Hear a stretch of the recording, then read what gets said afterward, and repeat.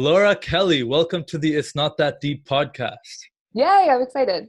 I'm really excited too. We kind of like formally met a couple weeks ago-ish, even though In I the still DMs we met, which in is the like the 2020 way that people get together and get connected, right? exactly. That's like grabbing a coffee nowadays, which is like, even that you don't even know. But to give you a proper introduction, you are an entrepreneur, a copywriter and messaging pro. You're a wedding and engagement photographer, a business coach, a podcaster, and on top of that, you are a mom to two kindergartners. Is that correct? Yeah, we've got one kid in senior kindergarten and one in grade one. Oh my gosh. Okay, Yeah. first of all, like I have to say, I thought I do a lot of things. Like I thought I do things and I'm a busy dude. I It pales in comparison to all the things you somehow managed to juggle. And we're gonna get into all that, but kind of like the first thing I want to talk about is like how do you feel like being introduced? Like with all those kind of crazy all over the place titles, like how do you introduce yourself and like how do you feel about that kind of introduction? That's a good question. I feel like the way that I introduce myself is by saying I led a completely normal life up to the age of 21. I have had a corporate type of job. I was working as a legal assistant. And then I attended this one conference that I feel like really kind of changed my life and made me think, if there are pieces about the corporate life that I don't like, I can actually change them. And that's what led me to start my own business at 21. The same way that I think most of us will start a business in some sort of industry that we feel connected to. I was engaged at the time when I started my photography business. So I was in the process of looking for a wedding photographer for my own wedding, which gave me that really interesting perspective that said, I know exactly what a bride wants. I know exactly what I would want to hire, what website I would want to see, what information I would want to see there, how I want them sending me emails back. And I just started a photography business without any experience. And it popped off. It worked. And I have kind of a crazy origin story about why it worked, which we can get into later if you want to. It's kind of a crazy one. But I ran that business for 8 years, just with my head down, without even kind of thinking about what was going to be next. In my mind, I had done it. I had built the business of my dreams. I took that business and I grew it to where I started to work with literally my ideal clients again and again and again, starting to be known for and recognized for the things that I was super passionate about in the photography space. And then I had a realization about 8 years in that said, oh, I don't still want to be doing this when I'm 45. Mm-hmm. And it hit me like a ton of bricks, that realization. It sounds very basic, but for me, it was, I had put my head down to build it for so long that I feel like I was zooming out in that moment and saying, whoa, there's going to be a second business here. Mm. And that realization is what led me to start the podcast, which is kind of what changed everything. I decided that for a year, I was going to, again, put my head down. That's my style. It doesn't work. Put my head down and do it.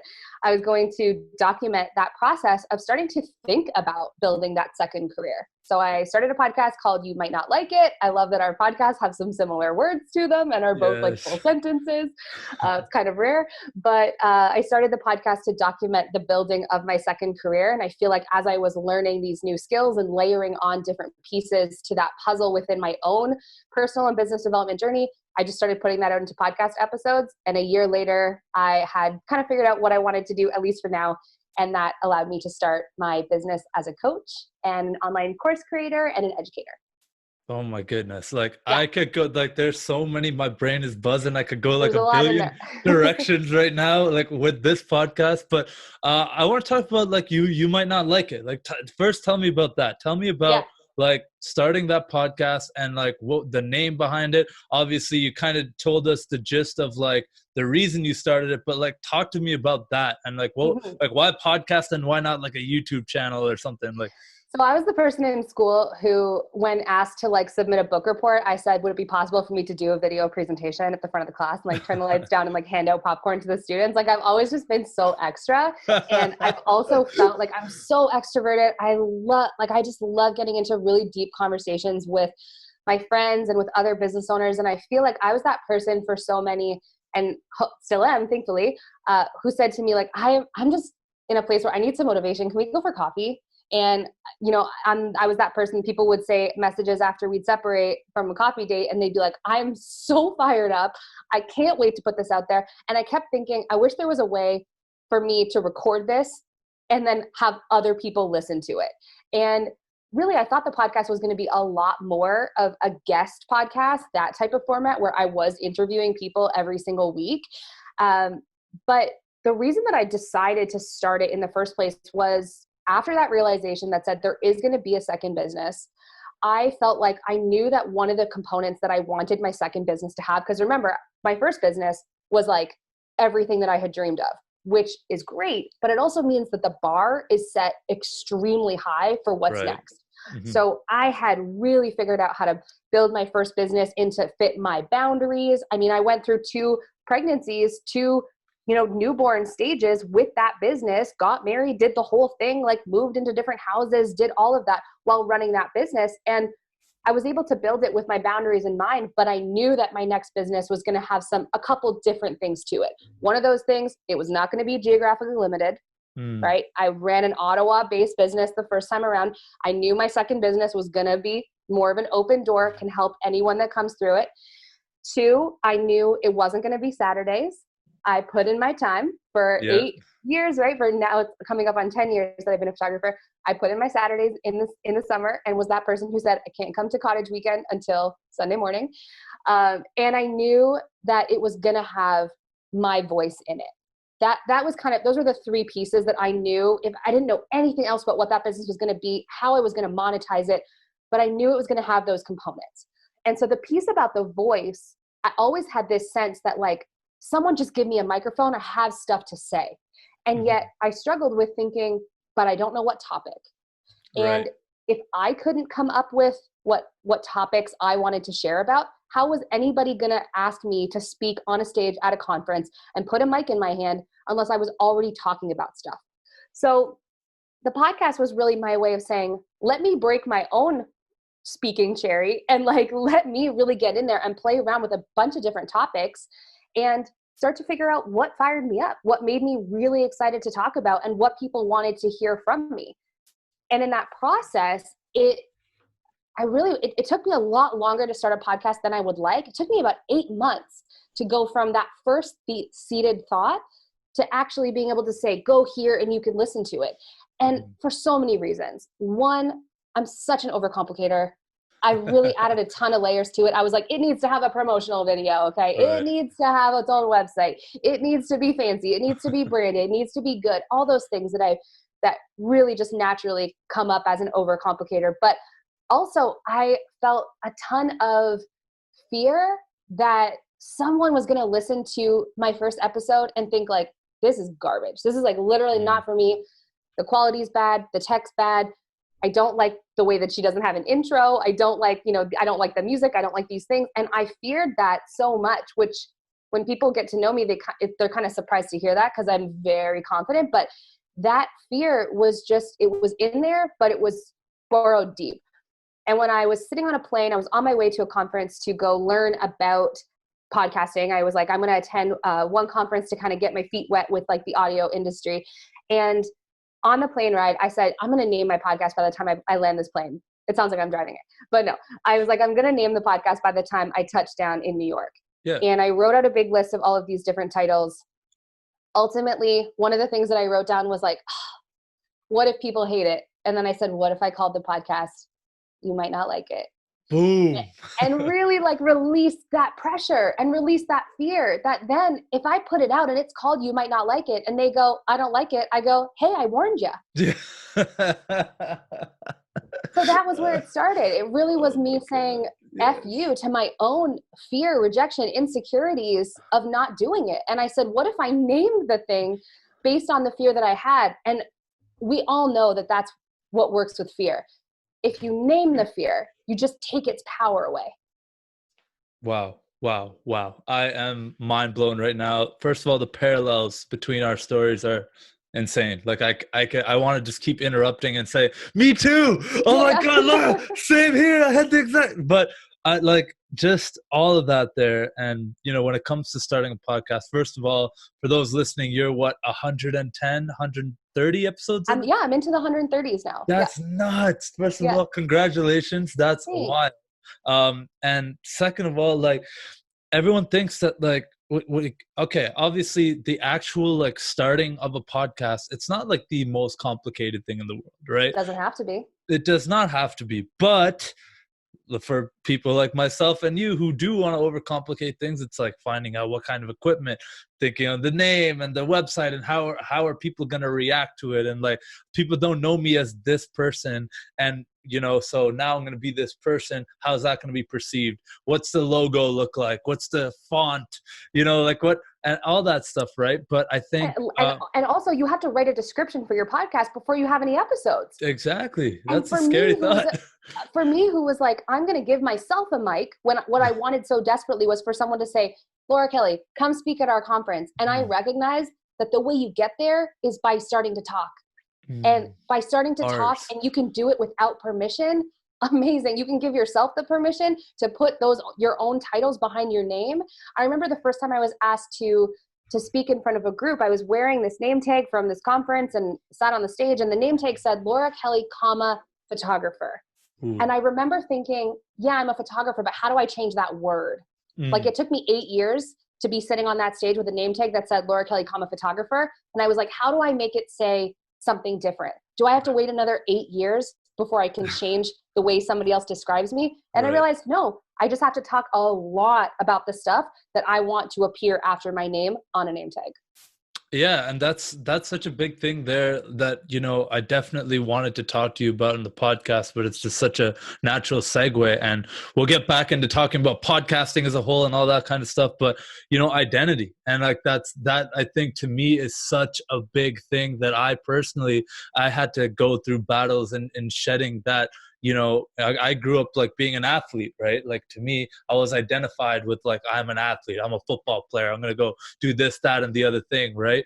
And when that was out, I don't want to be too dramatic about this, but like taken away from me when I got injured and I could no longer play that sport that I identified with and I loved so much, it fucked with me. I'm like, dude, this is not like, what's wrong? Like, I'm not like, I've been introducing myself as this person. I've been embodying this title for so long, and now I'm no longer that. I'd be lying if I told you I did that.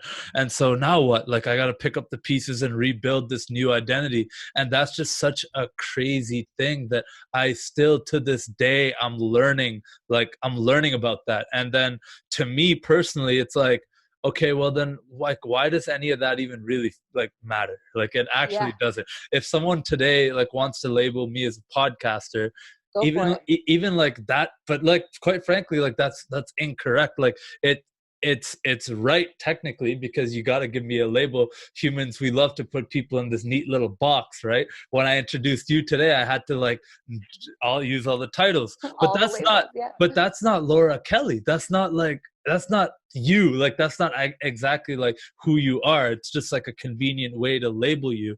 And so I do think that we put almost too much stock in like, what are other people gonna think?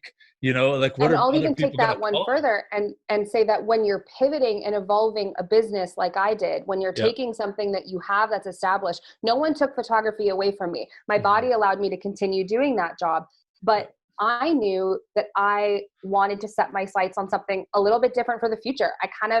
I know that as a spontaneous person, as a person who loves change, as a person who loves to keep it fresh, as a person who doesn't want any rules or restrictions, don't box me in, like all of that, I knew that I was never going to be locked into one business for the rest of my life. It just wasn't going to be the case. But when I started to talk about this second business as it was coming up, I had people coming to me and asking me, how do you think that's going to make your photography clients feel? That you're starting this other business, that you're starting to change your Instagram bio and start talking about other topics. And I said, how's it going to make my photography clients feel? My skill and talent as a photographer hasn't changed. My ability to take on their project and take their offer and run with it hasn't changed. But I don't know anybody anything. And so if I want to change my direction and evolve my business into a different industry and start talking about other topics, I will never put someone else's needs for what they think that I need to be above my own. And it just comes back to it's a piece of my personality that's always there. I don't know how into like Enneagram you are, but like I'm big into like, I love to find out people's Enneagram types, and I'm a 7, like a hard extroverted 7. You've probably heard it on this recording so far, but I'm also a little bit of an 8. And an 8 is like that challenger, that like aggressive person that it doesn't always mean in a negative way. For me, that aggression shows up that says, you can't make me feel guilty. Right. You can't make your opinions change what I'm going to decide to do about me. It's just never even going to enter my state of mind. And yet, because so many ask me that, I've been in so many conversations where I've said, would you actually not start a second business or start talking about something else because you worried what people would think about just you? flipping the script on them and just kind of like, and they go, yeah, I would. Yeah, I would be really worried about that. Wow. No, that's to me, I think it like kind of boils down, and just from talking to you this short period of time and like how I see your energy and feel what you're all about, you have a very high level of self-awareness.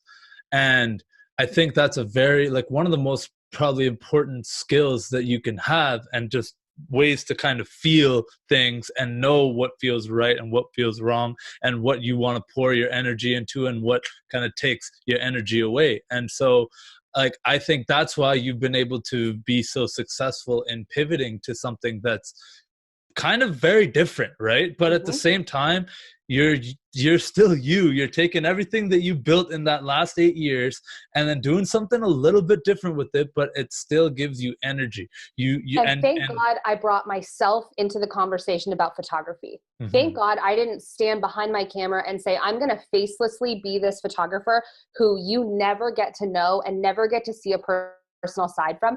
Because if that is what I had done, if I had aligned myself with my photography business from a position of, I'm a faceless artist and my personality is only within the photos themselves, I would have had a very challenging pivot towards a business that is more of a personal brand, where it's my name, my face, my thoughts, my voice. I mean, just, I feel like, you know, you go outside, you could close your eyes, spin around and open them, and you'd be pointing at someone whose advice is be authentic, show you, be who you are. Thank God I did that, because my audience was ready for me, whatever it was I was going to do. And that has been the greatest gift, is that the audience that I've built, they're with me for the long haul.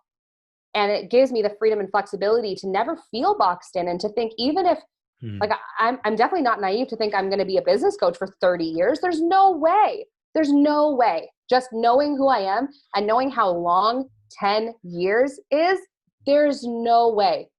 But what I can tell you is that with that authenticity and with showing up and like really telling people about you and opening yourself up and telling your stories and making the business a piece of you, they'll be there. They'll be there for whatever comes as business number 3.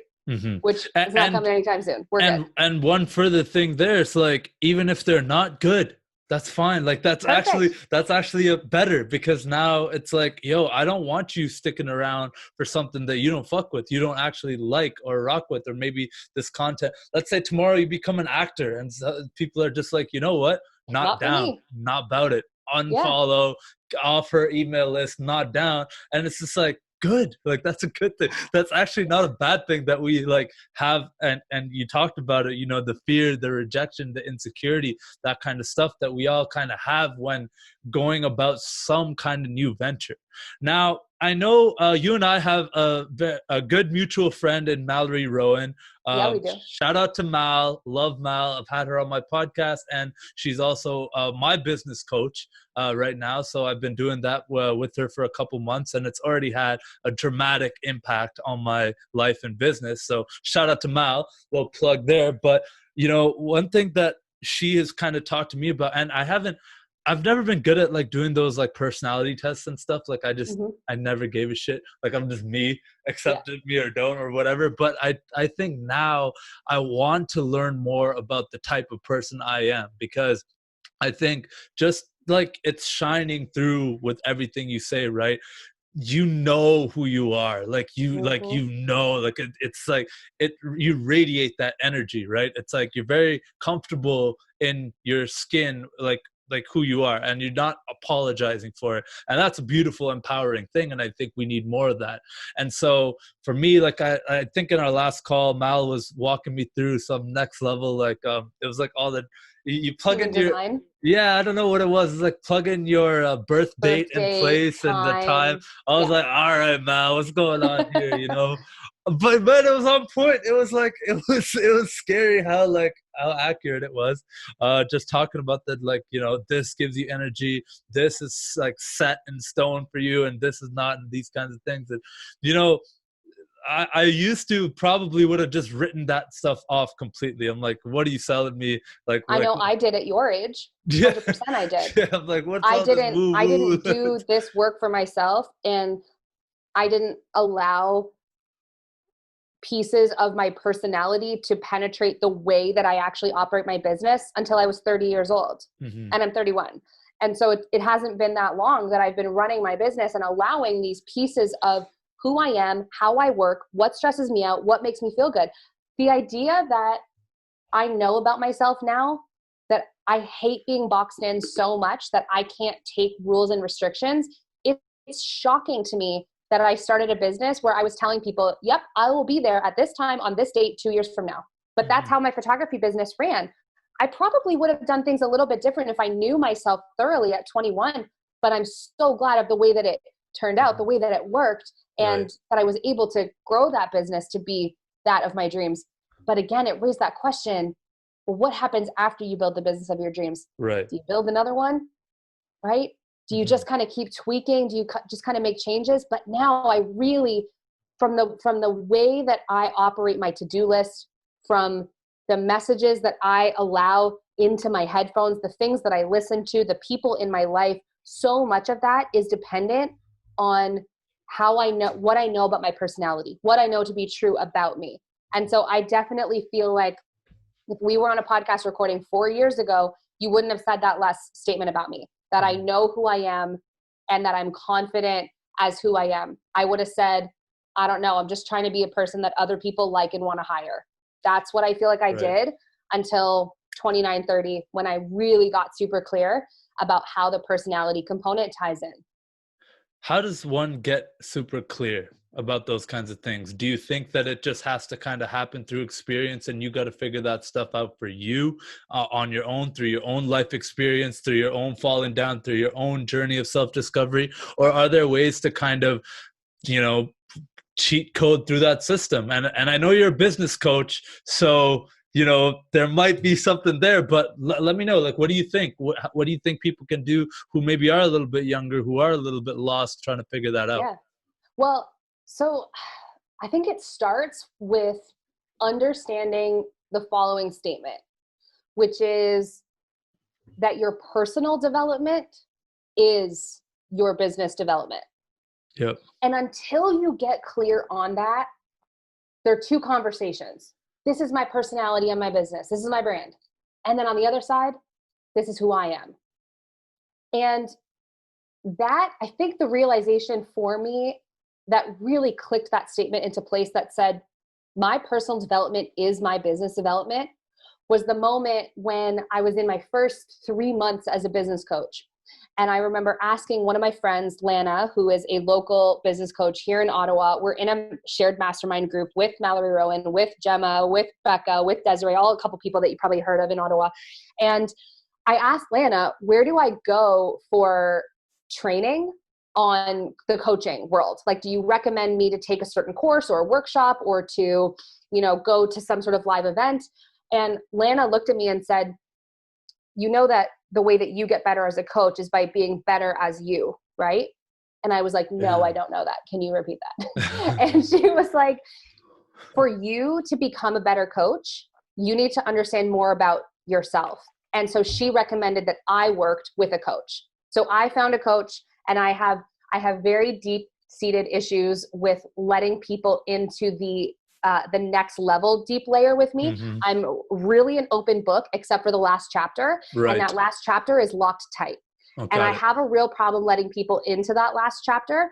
So for me to feel comfortable hiring a business coach, I actually had to find someone who was overseas. I had to find someone who literally, there was an ocean between me and this person so that I could tap into that last chapter without feeling like this girl knew me. She was walking around telling other people about me. Right. I just had a lot of insecurity about being able to open up with somebody else. But when I did it and I did what I needed to do, I found this person with an ocean in between us who we had no mutual friends, no mutual followers on Instagram. That's what I needed to feel safe to do it. And when I started to learn about who I was, I realized she was right, that the development comes out through that. So if working with a coach is not in line with someone who's listening right now who thinks, I want to get to know a little bit more about myself, I would recommend pay the $12, take your Enneagram test, and then read a ton about it. Listen to a ton of podcasts about it. The way that I run my business is 100% different after realizing that I am a strong type 7 and that type 7s have a lot of qualities that need to be mindful of their business constraints. I'm going to do that right after this podcast. Well, not Yes. right after, but I'm going to go do it because Yes. I've heard so many people talk about this Enneagram thing and all these numbers. I want to know what type you are. I already have my guess, but you're not supposed to guess other people's type. You're supposed to let them tell you their type. It's like an Enneagram code of honor. So. Okay. I love it. Yeah. I'll let you know as soon as I get that figured out. And, you know, to me, kind of a big thing that you talked about there is like that whole, the separation, having that person who is not going to be very involved in your day-to-day, who you can just be vulnerable and open with and grow with, right? And Absolutely. You know, I didn't have the same kind of experience like in terms of a formal structure like that to do it, but for me, like some of the most transformative time of my life and where I really changed and figured out who I am as a person was when I went on an international exchange. So it was me removing myself from my comfort zone, right? And that was my first time not living with my parents and my first time, you know, exploring the world and doing things that I would normally think are ridiculous. And just, you know, I'm going to go to Italy for 3 weeks. I'm going to Greece. I just went everywhere and explored everything, tasted all the food, tried everything, did everything. And I've like, that to me was kind of my removing myself from what I'm used to and what I know. And like here in little old Ottawa, Ontario, just with my friends, my family, everything, where I was kind of raised. And like that's such a big thing. It's like knowing your environment and your inputs. And you talked before about kind of the podcast that you listen to and your information diet a little bit right now. So talk to me about now, like Laura Kelly right now, like what are those things that you do now that you kind of have figured out who you are as a person, what you want to do, what you want to like, what imprint you want to leave on this world and for your kids. What are those things that you're like hard, as Mal calls them, non-negotiables? Non-negotiables. What are those things for you? Like, so the way that I kind of see that is, to me, these are all the ways that I curate a life that I really just enjoy living. I grew up with a message from my parents. Oh my God. Okay. I'm not going to get emotional about it. I grew up with a message from my parents after both of my grandfathers passed away before I was born. And they passed away within, one of them was a year after retirement and one of them was a week after retirement. And both of my grandparents on both sides, their lives were structured in a way that said, do everything for retirement. Save all your money for retirement. Don't have fun now. Work hard, make money, put it away. And then when you retire, you start your life. And to see both my parents really made sure that we knew that that wasn't a good strategy. My brother and I are both entrepreneurs. So something got through there. It worked. It worked. Yep. But also I just honestly feel like when I describe the way that I curate a life that I love, it's these little things that have big impact for me.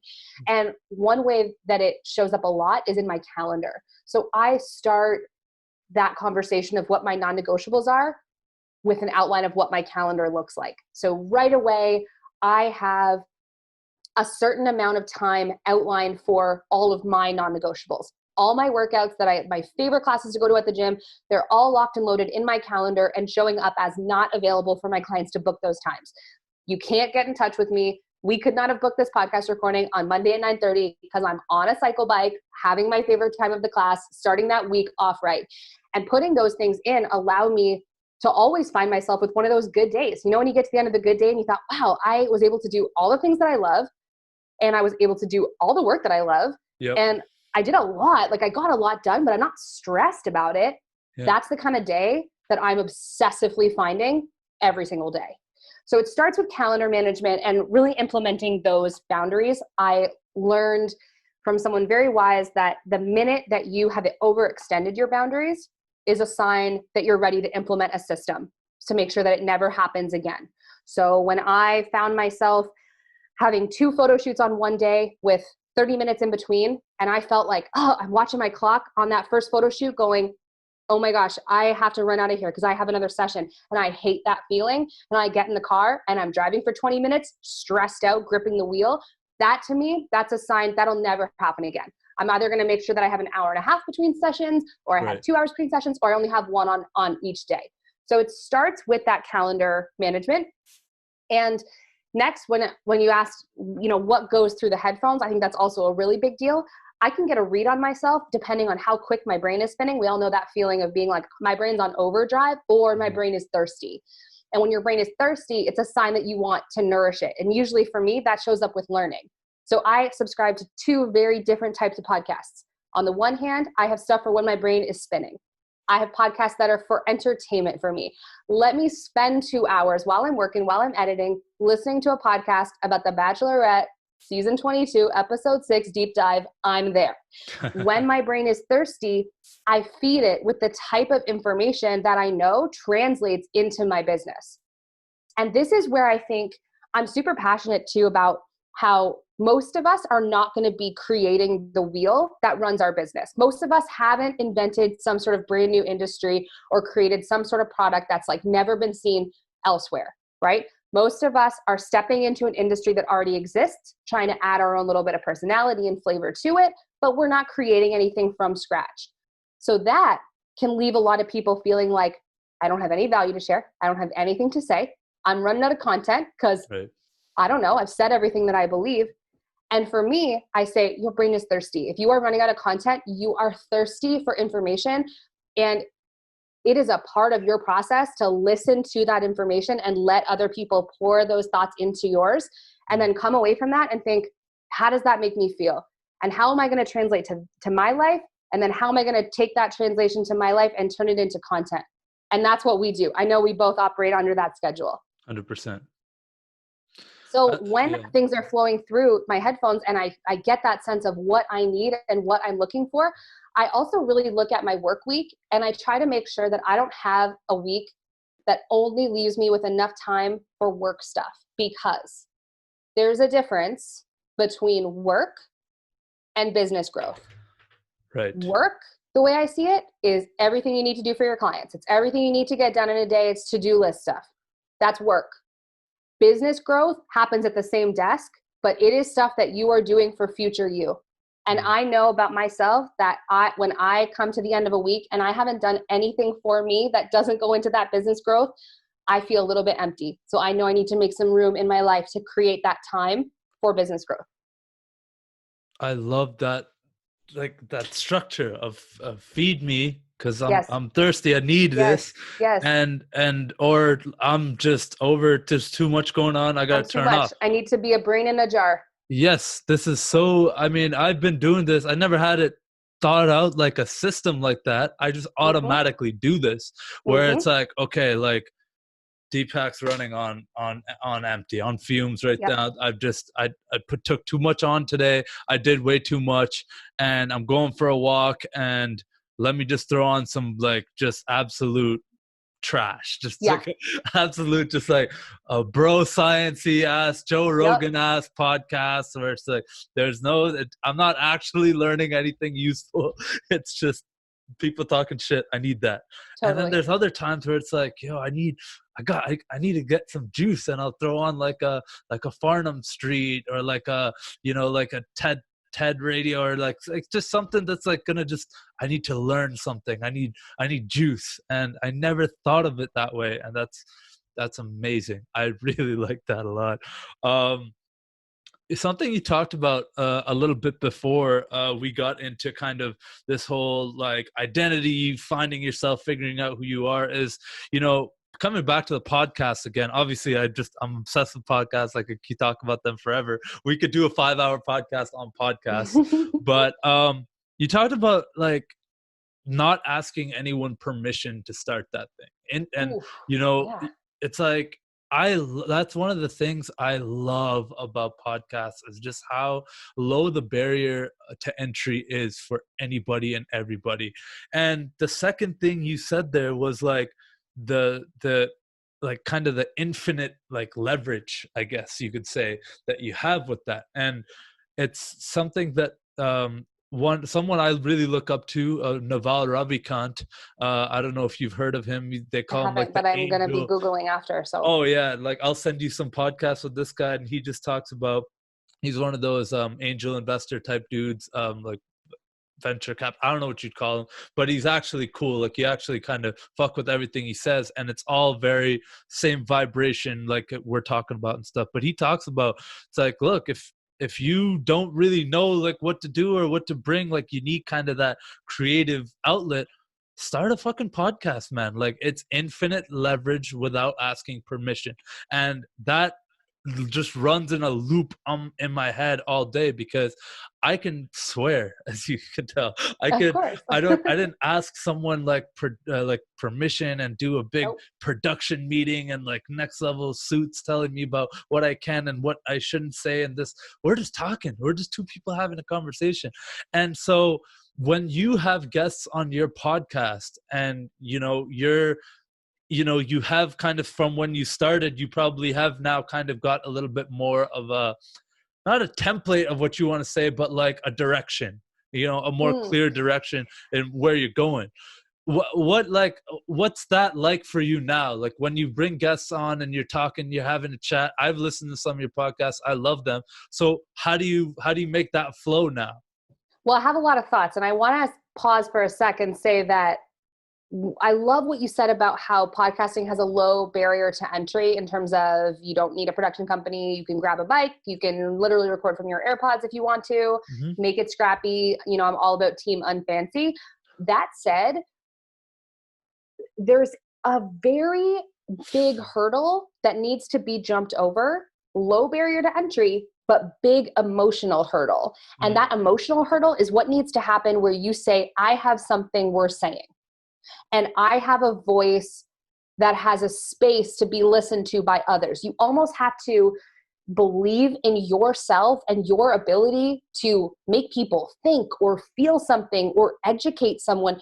You have to be such a believer in yourself before you make that step and you put it out there. So yeah, low barrier to entry, but I think we see a lot of people who then feel, oh, it's accessible, I can do it, and get really stuck on the emotional piece, the piece that says, you're telling me that I have to believe that my content is worth someone hitting play when they have 1 hour to run, and I'm telling you, you should listen to my hour of content. Right. So that's a big emotional piece that has to happen. And but that's just putting too much pressure on yourself, though. It's a ton of pressure. You know what I mean? Like, and sorry to interrupt you there, but it's like, you talked about it taking 6 months, 8 months to start your podcast from idea to putting it out. And I talked to so many people who have the exact same story. I'm one of those people too. When enough people gas me up to like, dude, you got to do this. I was having these deep conversations, blah, blah, blah, blah. From that to like buying this mic off Kijiji and like actually like shooting and putting out that first episode, that took me like 6 months to do. And like, but like, it's a good and a bad thing. I do think that it's important to make sure you're feeling right about doing something, but at the same time, just start, like, just do it. You know what I'm saying? And I think you first, ask questions later. Totally. And you don't have to stress too much about the part that I think is that emotional hurdle. I know you're going to, listeners who are considering starting a podcast, but to be honest, it is not your place to judge whether something is worth hearing or not. It is the marketplace's place. It is your listener's place to judge if a piece of content is good or if it's not good. And so when you said, well, you and I are just talking. Yeah, but someone's on the other receiving end of this conversation saying, I'm getting something from this. Right. And we don't have to know exactly what that is. And we don't have to judge and think what's good enough for them, what's Mm-hmm. not. That was such a gift for me to be able to try putting out a ton of different episodes, different formats. When I started, I would literally put out an hour episode one day, a 30-minute the next, and a 5-minute episode the next. And I'd say, I'm going to give you content in all different kind of shapes and sizes. You tell me what you like and what works for you. I took that feedback and kind of refined my process. So now to circle back and answer your question about guests, because your girl never forgets a train of thought. Guests, I feel like I'm in the spot now where I am so grateful and thankful for the people who tune in every week to listen to my podcast, that I have made a vow to myself that says, I won't have a famous guest on there who I know is not a good speaker. Right. Sorry, it's not going to happen. It's like they put so much trust in me to give me space between their headphones that I respect it every time I show up. So I'm looking for people who have thoughts and values and experiences to bring to my audience, but are also good speakers. I want it to be entertaining to listen to. And I also expect them to come to me and say, this is what I want to teach. Doesn't have to be super specific. This is the title for the episode I want. This is what I want it to be about. Doesn't have to be like that. But I want someone to come to me and say, and have the same hunger I did when I started, and say, give me a mic and tell me what you think we should talk about. Right. Because I'm sure you get pitches all the time. Oh, all the time. Yeah, me too. And it's so weird. Like sometimes you legit got to tell someone, it's like, yo, like, I love you, man. Like, but what do you got to talk about? What do you want to talk about? It's like, like nothing. Like, just like, oh, whatever you want, like whatever you think would be good. And it's like, okay, wait, no, like, And the other thing too is I don't work with people who are on 3 to 5 podcasts a week. That's just like, that's not my style. And we both know what those pitches look like, where they're sent from your virtual assistant, right? And they're like, here you go. This person has been on 25 podcast episodes that are similar to yours. Here are the links where you can listen to them. And I go, that's an automatic delete for me. This guy doesn't give a fuck about whether I say yes or no. He's not going to promote this episode. He's not going to be excited and tell his people where to go find it. So I am so excited every time I get to work with someone who's at a similar level to me, instead of someone who is, oh, I'm too famous to be on your podcast and I have too many followers to promote it. I'm like, okay, then it's not happening. Dude, I can completely relate, because I don't even want to go after big guests anymore. Obviously it's important for, vanity reasons, and for, like, you get a big guest and the followers and fans and people who whatever on social media see that, they get a huge boost out of it. They're like, oh my God, this is so sick. Your podcast is so legit, blah, blah, blah. But like, to me, it's like, that person kind of sucked. Like, that person didn't promote anything. They didn't really care. They were just there, whatever. And like, mind you, I haven't had big guests or anything, right? But like, all that to say, like, I don't even like want to rank people by big or small. Like, everyone's, we're all just human. We're all just like, I could get stuff out of people. We all have a story to talk about. And one big thing there is like, it's actually sometimes better to get the smaller person. Oh yeah, they're hungry for it. They're hungry, screaming from the rooftops, I was on a podcast. And you're like, sick. So exactly. Yeah, you can't predict who's going to be good at marketing an episode. You can't predict who's going to, be afraid to go there in a chat. You can't predict the people who are going to come to you and say, okay, I have 10 steps to do this. Step 1, and you're like, oh my God, put it on paper, let me read it, and let me listen to a different episode. So I have to get a sense, which is why, and I know you do this as well, I always hop on a call with my guests to just get a sense of how they talk and how they feel. And never for that call do I say 100% we're having that episode until after that call is done. I say, let's get on a call, chat about it, and then we'll see. The minute they start talking about stuff I know I'm interested in, I'm like, oh, okay, I need to pause you there because I want to hear it live on our recording.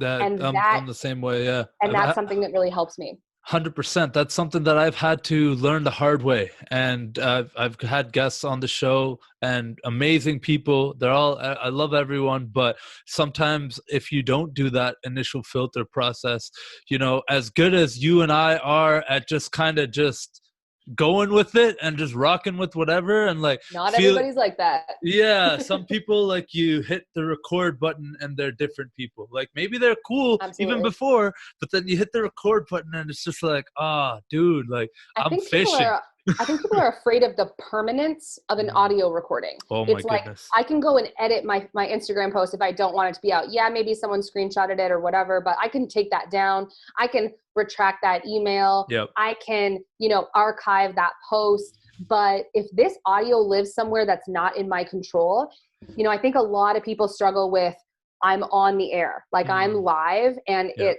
that's a struggle. And to be fair, I struggled with that. I Yeah. used to, like, with my first few episodes, I was extremely insecure about the fact that I needed to have a few drinks to get the show started.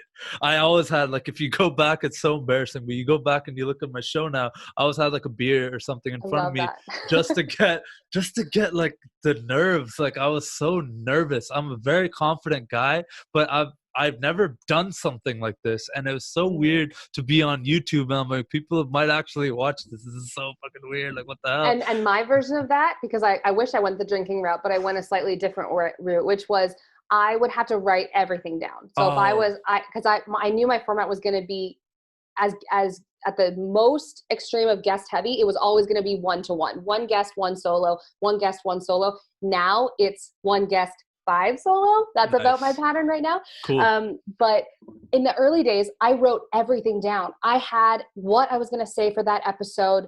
Like, everything was written so that I could follow it. And now I can go live and record an episode, click play, click end, no edit, boom, add the intro, outro music, fire it up. It's loaded with 2 to 3 bullet points. This is kind of what I want to talk about. This is what I want to get across, and this is what I want to leave you with. That's the bones. That's the structure for what I'll do for a solo episode for me. Unless a topic feels like a real stretch for me to kind of bring to it, and I want it to be much more of an approach. For example, I did an episode called A Beginner's Guide to Email Marketing. So for that, yeah, I could talk casually about email marketing for 40 minutes if I wanted to as a solo, podcast recorder. But if I'm going to create, this is your guide to start. This is your guide to actually start using email marketing and not just collecting emails. It has to be a little more structured there. For free. Yeah. If I'm going to show you how to do it, let's make sure that I have all the information that I want to get across to you. But still, it used to be so detailed, and now it's just bare bones. Right. So it comes with time. It comes with experience. 100%. And to me, something that you even mentioned before, and it's like kind of the marketplace will decide. Ooh, right? Yeah. And that does not that translates way beyond just podcasts. That's everything. And I'm not a seasoned, like, I don't have anywhere near the business experience that you have, but earlier this year, when I launched my own kind of agency, I've learned a lot about sales in this, like, last year of fumbling and figuring things out. And it's a long journey ahead of me too, to learn that there's a lot to learn still. But one very important lesson that I learned this last year is that I don't actually dictate like the worth of like my offer or whatever that is. That's actually not for me to decide. I can guide it. I can kind of be like, this is the value of this outcome, but I can't tell you like what it's worth to you. What, like, a coaching program, let's say, for one person, $50 a month might be like, oof, this is like ridiculous. To another person, like, they'll shell out $100,000 because it's like, if you give me that one tweak that's going to help me make 20 million more dollars, it's a drop in the bucket. So just the levels of that have been extremely like mind-blowing for me to see. And I completely see the value of coaching. And like I've mentioned to you, I have a coach myself. I love this space. I think one day it's probably in the cards for me to become a coach. That's probably going to happen. But for now, it's like you were kind of talking about, just be good at the thing that I'm good at and focus on that and keep doing this. I love the podcasting. This is just so fun for me. And this is going to be a piece of your story when you tell it from the future. When you say, hey, I'm Deepak, and like this, I'm a coach, and my story started when and it's this, like, this is part of the story. And we've been circling this drain, this whole episode, but the idea of starting before you're ready and the idea of not letting anybody need to give you permission to do something. Oh, what a relief and a way to release the pressure to recognize that when you first start something, forget the need for it to be perfect and for it to be good, because you're writing the beginning of your story. Like when I think back to my first year as a photographer, so like I said, I have an interesting origin story where about a month into my business, which by the way meant I was using a free Blogger URL. Okay. I had designed in Paint or maybe PowerPoint, if I was being fancy, my own little version of a logo. And I was starting to book free clients on Kijiji to build a portfolio. Again, I'm working as a legal assistant. At the time, I'm 21. I'm engaged myself. My wedding's next year. And I'm kind of just trying to enter this space. So I have a camera. I get a camera bag from Kijiji. I start buying a couple different lenses, what I need. The only training that I had in photography was from the grade 11 high school teacher who also taught gym. Okay. So it wasn't like I went to photography school. I did not go to Algonquin, self-taught everything. So I start posting stuff on Kijiji and I get an email from the Kijiji guy. Like not a customer, but like someone who works in like Ottawa, Kijiji. And he's like, hey, do you want to be the deal of the day? Sure. Okay. What does that mean? He goes, well, we're going to have you out in the emails. And this is like the time of Groupon. I mean, deal of the day was huge. This is where you got your car wash. This is where you got your bikini waxes. This is where you went to dinner. Like this was everything. So he says to me, I want you to be the deal of the day. Come on in. We're going to do this upright. So we have a meeting. I post an ad. My deal of the day goes live and I sell 30 photo shoots that were each like $40. So I do them all. Amazing. I'm starting to build a portfolio. I'm starting to be able to charge a little bit. And I get a knock on the door from Groupon. And the Groupon guys are like, saw what you did on Kijiji deal of the day, how you want to play with the big boys. And I'm like, oh, I'm famous. So they go, this is November 2011. They go, we want to put you as deal of the day on the best day of the week, Saturday. I go, awesome, amazing. They go, the only problem is you have to discount your services 70%. So they said, how much is your photo shoot? Now remember, I'm 3 months old to this business, right? They go, how much is your photo shoot? You already told me how much I have to discount it. So at the time I was charging $65 for a photo shoot or 40 for the Kijiji ones because they were taking a cut. And he goes, how much is your shoot? And I said, $350. And he goes, great, we're going to discount it 70%, whatever. I don't even remember what the number was, but it worked out to be, I was going to get paid $40 per session that was booked on Groupon for a 1-hour photo shoot. You can use it for whatever you want, family, maternity, engagement. You can use it for headshots, whatever you want. So deal of the day goes live and I'm shooting a small wedding at the Days Inn Brockville. Okay. Real glamorous moment for me. Real cute venue. I'm shooting this wedding and I get a call. I call my husband. I'm like, can you check the deal of the day? Like, is it live? How's it going? And he goes, yeah. And there's a counter on it. It shows how many have been sold. He goes, babe, you've sold 50.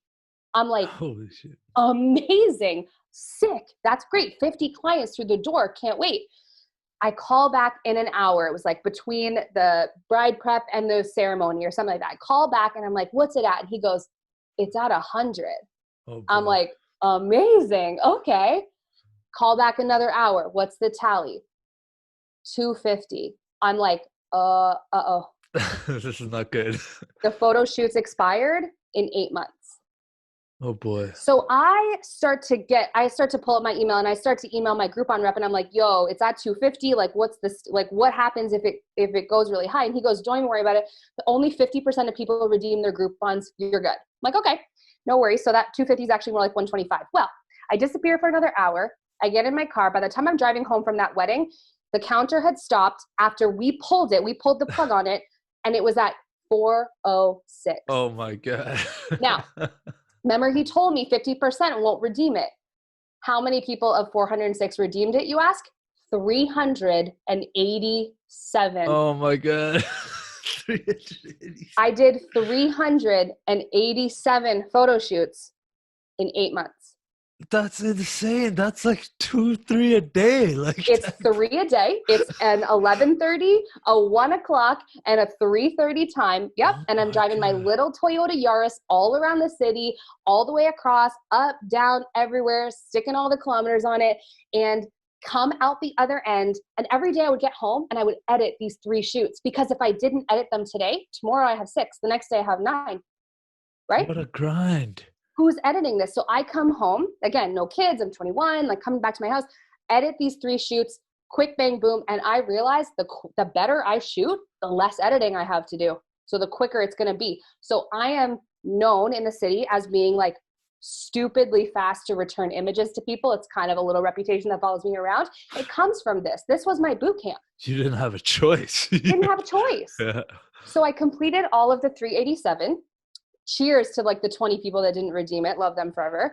And I came out the other end a year after starting this business. So I had quit my job, right? You can't do 3 photo shoots a day with a full-time job. So I quit my job. Groupon sends me a check for 40 grand. That was the amount. That was my cut. So that's what I got in one check, easy, like the next day, 40 grand, because there's no refunds. 40 grand in my pocket allowed me to quit my job. And then from there, the Groupon only included 15 images. And that was all you got. So I said, and this was all, none of this touched Groupon's hands. I said, this is going to be the rate for you to get more images. Mm-hmm. So it's going to be $50 for you to like buy the extras. Every single person, except for like 5 people, bless their souls, bought the full collection. I made another 40 grand on top of it. Nice. So my first year in business, I was like 80 grand as a photographer. That's really good. But I mean, your health, like, well, I was really young and zesty, so don't you worry about me. I was good. Yeah, but even then, like the 3 shoots a day, like, I mean, 3 shoots a day. You knew you liked photography enough to do this, but and like, I knew I hated 9 to 5, so right. Well, it was good. It was you good. Must have really hated it. That's awesome. Totally. But at the end of the year, I found myself, and this is where, obviously people who are listening can't replicate that story. It's kind of like you had to be there kind of a moment. But at the end of that year, I had a massive client base, and I was able to brand myself as a higher end photographer and say, I'm only going to be interested in weddings and engagements. I'm going to cut out the rest of it and just focus on that. And that's really what allowed me to make a giant splash, and really have my SEO on lock, like being, high on Google ranked, because I took all of those sessions on. You search your name on Google, it's the first thing to come up. And it's not like you have a wedding photographer, it'll be there too. Exactly. And it's not like you have the most unique name on the planet. You know what I'm saying? So like, good on you. Kudos. It's amazing, that story. I love it. It's just, to me, so mind blowing that like you were able to do that without going crazy. But I cried a lot. I think that's important to know. A little asterisk. Put that cried there. A lot. Read some pretty mean comments on a Facebook group for photographers in Ottawa saying like, who's this bitch? Like, she's ruining the industry. Those are now 400 shoots that are not going to come through our pockets. Let's never work with this girl. Nobody collaborate with her. She's like, stealing stealing food out of my kids' mouths, like all of it. It was not all sunshine and rainbows, not all good days. But at the end of it, it was a piece of my exit from that 9 to 5. And it was the way my story went. Everyone's origin story is going to be a little bit unique, Well, that's actually kind of the perfect segue for kind of what I wanted to talk about next, which is collaboration, right? And like something I've noticed like so clear whenever I come across any of your social media or anything is like, you're always with people. Now I know you're like extroverted, but like you're always like doing something with someone on some kind of live, doing some kind of course or promotion or this kind of thing. You're always hustling, and it kind of speaks to in 2020 just like the power of like collaborating and working with people, as opposed to this kind of like zero-sum game, which you kind of just described there, of like taking money out of my pocket. So talk to me about like kind of the role of collaboration in your business today. Yeah. So I feel like when I entered into the world of small business ownership, which I always like to say small business owner instead of entrepreneur, because I think the tone of entrepreneur, I want that term to be a little bit changed. I want it to feel different, but the way it always felt to me was, no, that's for people who have real businesses, business plan businesses. And I knew coming in, that was never going to be my speed. Small business owner, I feel very confident of like using that term. But when I came in, it was all about secrets. It was, I'm not telling you my strategy. I'm not telling you how many clients I have in a year. My pricing's not on my website. And I was coming in there being like, I'm going to put my price on my website. I'm just going to have it right there in full. Everything you want to know, I'm going to stick it on the website. Let's show it transparently. And I got some flack for doing that. I got some people saying to me that was not good. And I always said, well, that's what I wanted as a consumer. And because I entered the industry at that time, and it was all about keeping secrets, people were so refreshed when I stopped doing that. Or, well, I never really did it, but when I was so transparent and so open. And that has really continued into what I think business ownership, collaboration looks like now, which is people working together, people having mastermind groups where nothing's off limits to talk about. The Rising Tide Society is a place where small business owners who are women in Ottawa can hang out in this Facebook group and, have these monthly meetings and collaboration and get these group trainings and all of it. And I'm just so big on it because it's what feels good and it's what feels better. And I also did it on my own for so freaking long. Like I did it all on my own without that collaboration piece for so long that now in this business as a coach, I just realized the power of people. And joining that mastermind group changed my life. I'm currently in a launch right now with Mallory Rowan, who we've already given shouts to, and my girl Gemma Bonham-Carter, who is like the queen of online course creation. She is like, you Google online courses, Gemma's name is in that right first search, because Gemma started her online course, was so successful with it, and then showed Mallory the way, showed other people through her course, which is called Course Creator School. And she showed us all how to do it. And we just felt so grateful in return. And our live courses ended up being a success because of these practices that we put together. And we're having a full circle moment right now where myself and Mallory and Gemma have come together to create something called the Cash Kit. Now, I'm sure you've probably seen us talking about it on Instagram. Oh, yeah. Yeah. Okay. We're everywhere.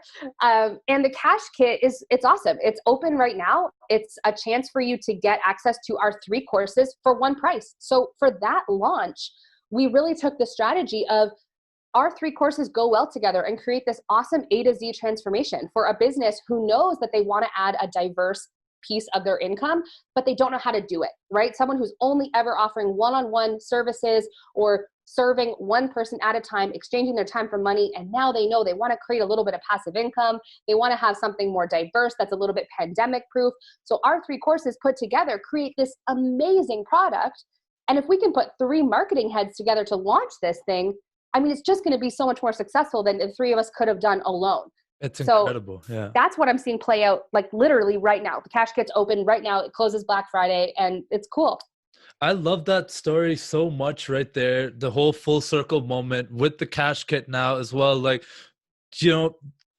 courses, like I benefit from them tremendously. I feel like they cut my learning curve so hard. And in 2020, and like this is, now, you know what? I'm gonna say it. Like, I hate traditional school. And this is me speaking from hindsight because I made it out the other side.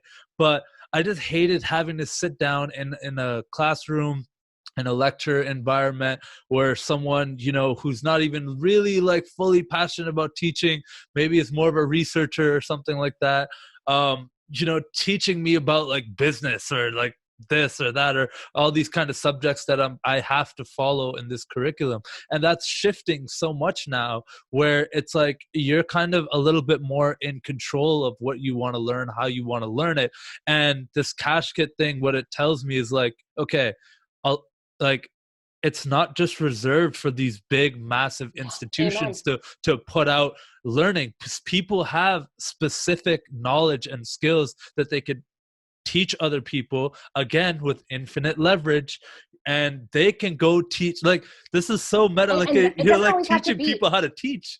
Totally. Like, And it doesn't have to be that you're creating a $500 course or offer. You can use this program to create a $97 piece of content that lives on your site, creates a place for you to have that as leverage to use with what you want to do from there. Absolutely. And listen, Gemma's pulling in close to $500,000 this year. She's doing it with under 10,000 followers.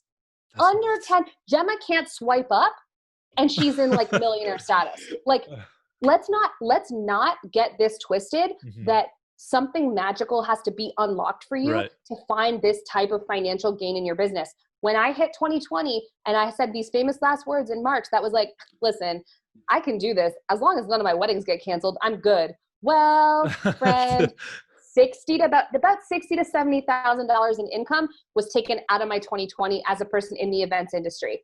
I recouped 100% of that income by starting an online course this year and launching it twice. I recouped 100% of the income that the pandemic said, hey, not for you. And I went, try me.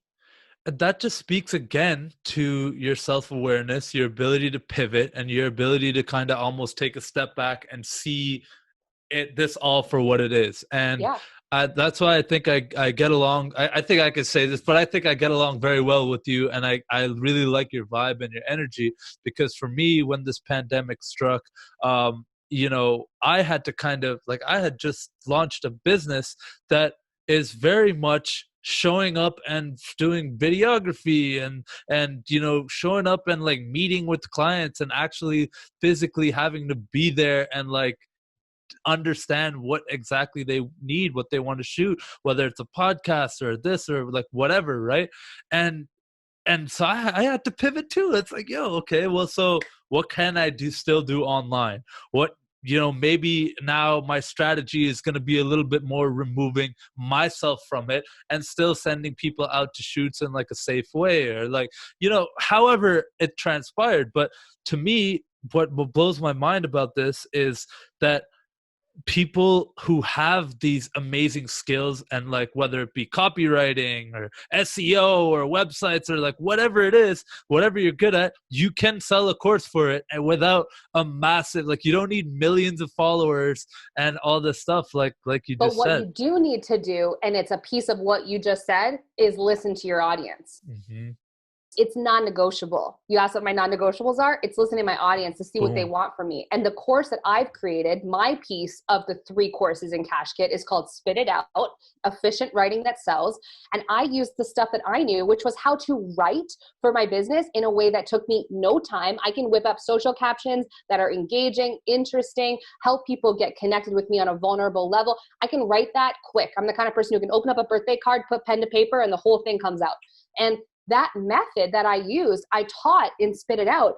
And I was able to create the outline for that course by listening to what my one-on-one clients were asking me. I had access to people's minds and their questions.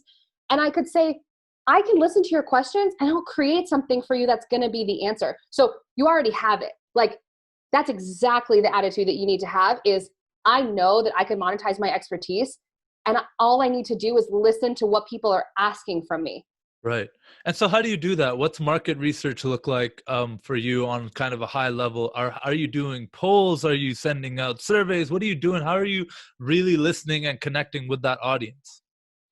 Yeah, so it kind of depends what I'm launching. But for Spit It Out, I really leaned into what my one-on-one clients were asking me. And I wrote down their questions, and I wrote down the things that I was teaching to them. And I started to look at, when I pull it together, what questions come up. And if I have someone who goes into this course and says, oh, I feel really behind, I don't even know how to post something to my Instagram stories. Those people are still out there, by the way. They still exist. I know you have a young audience, but there's still people who don't know how. We had a question the other day in a live training, and the question was, what is the difference between feed and stories? Right. And we're like, oh, okay. So we need to zoom out for this question, you know? And you can't be afraid to do that. You can't be afraid to like really make sure that you're bringing people up to speed quick. So I outlined my course to do that. Now for coaching, I need to be listening to what people's comments are to the podcast episodes I release. If I release an episode about time management and I get a ton of feedback that says, wow, I really struggle with time management, and I love that episode that you put out, that's feedback that I can say, I know I can teach time management. I know I can teach productivity. If that's going to be something that's going to be in my one-on-one programs, let's make sure it's in the sales page. Now, you ever want to see examples of powerful copywriting? Look at some sales pages of people who are doing pretty well, because the No, words on there I'm gonna matter. interrupt you. I'm gonna interrupt you. Here's what you need to do if you want to see some powerful copy. You need to go to laurakelly.co, Yeah, you because do. your website is so amazing. You know what? I might just do something that I haven't ever done on the podcast before. You're going to Might read my just website? no, might just share my screen. If Love anyone's it. watching this on YouTube, I'll just go and hold up. Let's see. You know what's powerful copy too? So I have a page built out for just the coaching program. Right. If you read that coaching program site, you're either going to go, that's me or that's not me. And that polarization, that's what we want, right? We want that person to be feeling like, you get me and I'm in your shoes, or we want that person to say, okay, that's not the right coach for me. That's not what I'm looking for. Exactly. All right. Can you see this? Yes, I can. Okay. Your website is one of the most beautiful websites I've ever seen. Thank And you. just if you're watching this, and sorry for those listening, but go subscribe to my YouTube. Um, Check this out. Like, it's just amazing. Like, I really wanted to be a Real Housewives villain, but I found out I was a better business coach. Hilarious. Actually made me laugh. You might know me as like the font here is so handpicked and the copy is just so captivating. I love it. Or the girl that accidentally sold 406 photo shoots on Groupon and lived to Yep. tell the tale. That's Yep. you. Another amazing Yep. photo.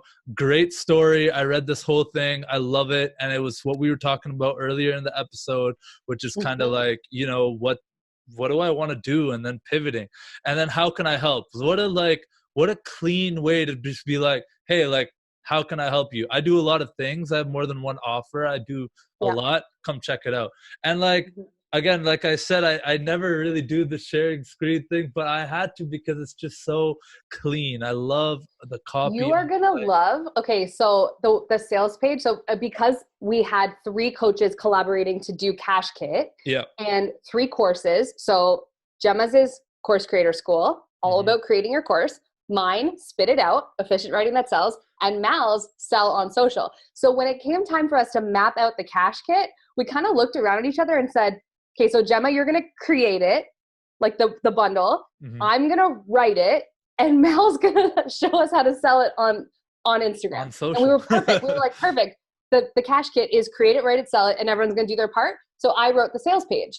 So if you go to cashkit.laurakelly.co, Mm-hmm. that's the sales page for the Cash Kit. Boom. And if I may say so myself, that shit is fire. Yeah. And it's fire because we listened to who our audience was. We Mhm. took the things that they wanted to learn. We tapped into questions about what are they feeling? What do they want? What are they afraid of? What are all those things that make them trepidatious? For example, I've bought 1 million courses and I've never opened them. Okay, well, how do we fix that? How do we create some sort of a program here that recognizes that we don't want you to spend that dollar on Cash Kit if you're not going to open it? So we need you to be really sure that this is the path that you're going to take. Yeah. And I think also the fact that, it's kind of limited in time where you can go get it as well is a great incentive for people to go check it out and know, like, hey, if you've been on the fence, if you've been consuming any of your 3 content and like, Mm-hmm. oh, I like this, but I don't know, like now you're kind of getting this 3 for 1. I don't know. I could just sit here and talk about that forever, but let's kind of move on. I really do love what you've been able to do with harmonizing all the different things that you do. And it's something that we've kind of lightly touched on this, and it's something that I've struggled with personally with my podcast and my brand, whatever you like. I feel weird calling it my brand, but it is. No, you can wear that badge with honor. Okay? Yeah. 100%. But it's your brand. But just like kind of making it all make sense the way you have. That didn't happen overnight. I completely appreciate that. But, to me, something that I struggle with is you have so many different kind of people that you're targeting for kind of different things, but you have one social media profile. Well, obviously you have many on different mediums, but Yeah. Like I and have that's one that is just centered for portfolio for weddings. So like right. that I have because that's how brides want to consume content, right? They want to see like, give me all the wedding stuff. So I think Yeah. it's important that one is separate, but for everything else, you're right. It is under one umbrella. Yeah. And so with that, it's just like you still are able to create content that's very much centered around you. And it's like, oh, hey, by the way, I do these things. And I know Mal does a very good job explaining how to sell on social and do that Mm-hmm. kind of stuff. But, Yeah. you know, if there would be one tip for someone who maybe already has started their own YouTube channel or podcast or, you know, some kind of creative endeavor, you know, where they're putting themselves out there, how do they wrap their head around all these different things that everyone's telling them to do, whether it be start your TikTok or build your email list or, you know, like get subscribers and views and followers and likes, all this madness. How do you Mm. kind of like calm that down and harmonize it and make that kind of make sense, kind of like Yeah, high level speaking? Yeah. totally. So I think first, it's really important to recognize that people are multifaceted. Not everybody needs to fit into one thing, one niche, one thing that they're able to talk about, one topic that they feel like they can share. We're used to people being multifaceted. Even with someone like Gary Vee, you don't know whether this kid's gonna drop some shoe, some wine, where he's talking about garage sale stuff, he's meeting celebrities, he's talking to like young TikTok, like we don't know. But he's multifaceted and he's presenting his multifaceted business online. And so part of it is like people are okay with your multifacetedness. People are okay that I'll share random things about my kids and family, plus stuff about home decor. Because if I'm doing a kitchen rental, you're going to see it. Plus, I'm going to share about the latest person who was on my podcast. I'm going to be talking about a course I'm launching. People are used to multifaceted human beings at this point. So don't lean away from that, lean into it. I know that that might be a Yeah. little bit controversial because you hear a lot of people saying, find your niche, find your niche. Hey, if Yeah. that works for you, amazing. Yeah. But I just feel a little bit free. That would make me, again, it comes back. I would hate being boxed into one niche and one word. That's the So thing that scared the shit out of me, Laura. I'm yeah, like, I don't like, don't try to see. Like when I started my podcast, like everyone who, you know, well-meaning, of course, was like, oh, you gotta what's like it really, about? yeah, you gotta have one ideal person that you're talking to, and you should have. I do have like an ideal kind of persona and listener profile of someone who's listening to this podcast. We've even talked about it before, Mhm. but that's a fluid thing. It's not just like this is I haven't gotten to the point, and maybe I never will because I kind of don't want to, of just like I am so zeroed in on talking about this one thing and to one type of person, and I am only like one like dimension. I like to talk about so much shit. I'm just Yeah, so and lean open. into that. But I Yeah. also think to answer your question about how do you handle just the amount of information that comes at you saying you have to be doing reels, you have to have a YouTube channel, you have to have a podcast, you have to do email marketing. I think that it starts from you figuring out what success looks like in your business. And I almost hated saying that because it does sound very niche. What is the word for that? Like it sounds very boring to say like, define your success. But I actually think that if you figure out what you're trying to do, and in my case, what I'm trying to do is never have to update my resume again for the rest of my life. I'm trying to make sure that I can pick up my kids at school from 3:30, but that I also can have the impact that I want to on people. So if social media feels like a great tool for me to do that, amazing. And if the offer that I want to sell is sold to somebody who uses Instagram, which my demographic does, then amazing. I'm going to be there and be ready to show up for them. If the person that I want to work with wants to stick me in their headphones, I want to make sure I have something for them. But you can't do it all, right? You can't do absolutely everything that somebody says that you have to do.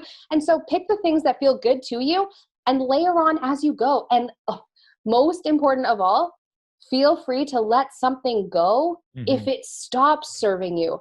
So Right. I don't care if you said that on Tuesdays you go live on Instagram and talk about Tip Tuesday stuff. The minute that stops being fun for you, it's as simple as, people always ask me, like, my coaching clients will always ask me, but my clients, like, they expect me to come on live on Tuesdays, right? That's when they know that I'm coming. And I go, they don't care. Say Tuesday tip is no longer. Now we're doing 5 things on Friday. And like, okay, perfect. It took 2 seconds and we can get people back up to speed. Yeah. We're carrying around too much ego, pressure. We're carrying around that sense of like, everything has to be perfect and in a nice bow. It doesn't. Yep. Sorry, it doesn't. Oh, 100%. I have learned that in such a like profound way, just by my own ego thinking that people actually are paying attention and giving a shit. They don't, man. They might, like, you know, show some love or like whatever. Love y'all who are listening. I'm not talking shit, but no one cares. Literally nobody gives a shit. My own mom would not care if I changed my Instagram handle tomorrow. And if you stop posting one quote and then one photo and then one quote and one photo, no one cares. No one sees it. It just doesn't matter. No one gives a shit. I love that. Yeah. It's so freeing, actually. And it's something that's so important, is just do what feels right. It sounds so simple, but what does success look like for you? And something that, you know, you mentioned earlier in the podcast, it's so fire. I can't wait to chop that up into a little clip. I'm already like pumped, but it's just, you know, kind of building a business that, or building a business that fits your lifestyle, and not a lifestyle that fits into your business, right? And you got so clear on those 3 things that like really mattered to you. You wanted to be location independent, you know, you didn't want to give up your Saturdays, and you wanted your voice, right? I think that was the 3rd thing. I needed to have my voice in it. Cause again, like that piece of my personality started showing up when I was little. Like I've never, ever been afraid to be on a stage, hold a mic, stand in front of my classmates when I was little. And I mean, the stuff that shows up when you're young, the closer that you can get to getting clear on that and seeing it for what it was and saying like, I would literally die if you told me I had to be quiet for the rest of my life. That would kill me. Yeah. And so I have to lean into that with everything that's possible. And if that's releasing 2 podcast episodes a week, like sign me up. If that's standing on stages and bringing other people that energy, at some point you just start to recognize what your superpower is. Right. Mine is I was born with extra cheerleader. I was literally born with extra rah, extra pep in my step, extra you're awesome, I'm awesome, we're awesome. I was born with extra of that. So I have stuff to give. And that's why, full circle moment, that's why people left coffee with me and said, I feel fired up because I had extra and I gave it. And that's what makes me so happy. And so if I can run a business that's based on that, that's what my one-on-one coaching program is. I have extra. You want some? Yeah. Let's work together. And it's not me fixing my client's business. It's not me telling them what to do. It's me helping them to unlock within them what's already there. Absolutely. No, that's incredible. And I think the bigger thing there, if we want to distill that down, is that you didn't just wake up and get to there. You tasted a lot. You tasted a lot of things, a lot of, you know, just like we can't sit here and go through every single trial and tribulation you've been through, but you've been through a lot since that 21-year-old put up an ad on Groupon. So, you know, I do think that another thing that, you know, to those listening to this podcast today, don't put so much pressure on yourself that you got to figure it all out today. That's something that I tell myself all the time, is like, just be 1% better every day. And that's all I could do. I could just keep tasting things and trying things and letting it sit with me. How does that feel? Like, and this is so weird. People get restless there, right? Yeah. People forget about the waiting part. They go, I'm going to try and test, but then I'm going to find the answer next week, right? Let's not forget, I podcasted for 1 year before I monetized anything from that business. I paid to have the permission in terms of monthly hosting. We know what it looks like. I paid that money for 1 year, not asking for anything back, never choosing to go with sponsors never choosing to have ads, because I knew that what I was building was a place for me to ultimately have my own leverage, which means that today, if I feel like it, I can go on my podcast and I can record something that's an advertisement or promotion for something that I have available, and that it's 100% owned by me, that space. So I put in a year, and we forget, you've got young listeners, but we forget the power of a year. Mm-hmm.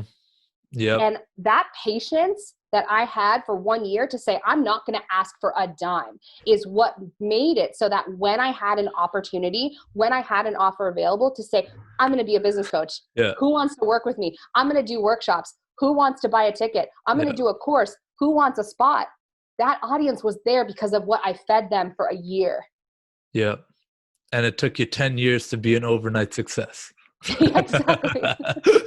Love it, Laura. We've gone for almost like over an hour and a half. Like, this is wild. Like, this is crazy. The time just flew by on this podcast. I'm convinced that you and I are the same person. That's what I've learned after this episode. This has been incredible. I can't wait to have you on for part 2. I wish you so much luck and success with this launch.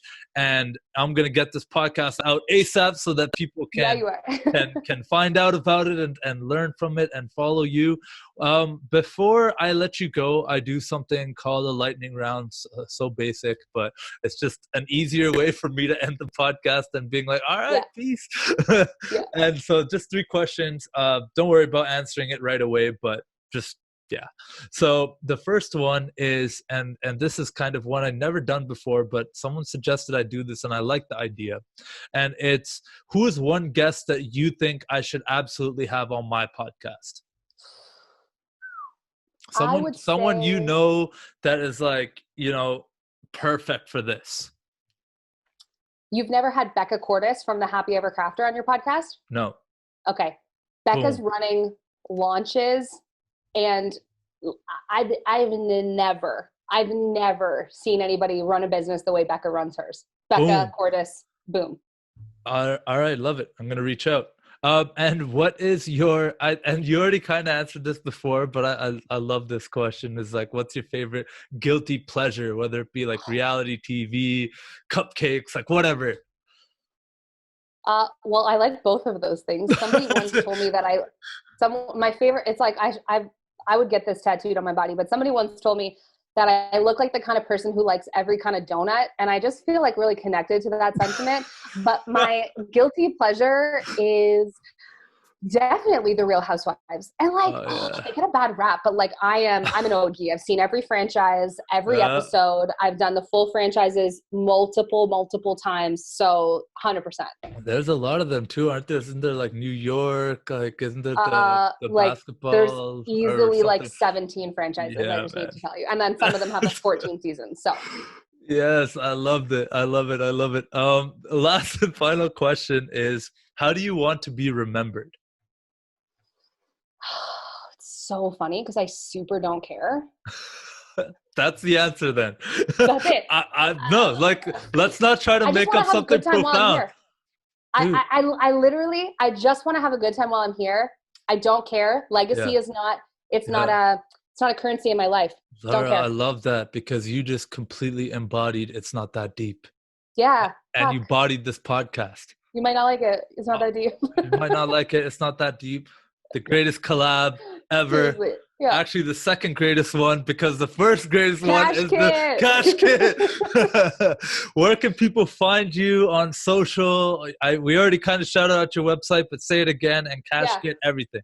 So you can find me on Instagram at laurakelly.co, and that's my URL as well, laurakelly.co. If you want to learn more about the one-on-one coaching program, working together, I'd recommend kind of getting a taste of the podcast, which is called You Might Not Like It, but you can find it on my website as well. Listen to those episodes. I want to make sure you work with a coach that feels like a good personality type for you. If I seem like that kind of person and it seems like we're about the same thing, then please reach out to me.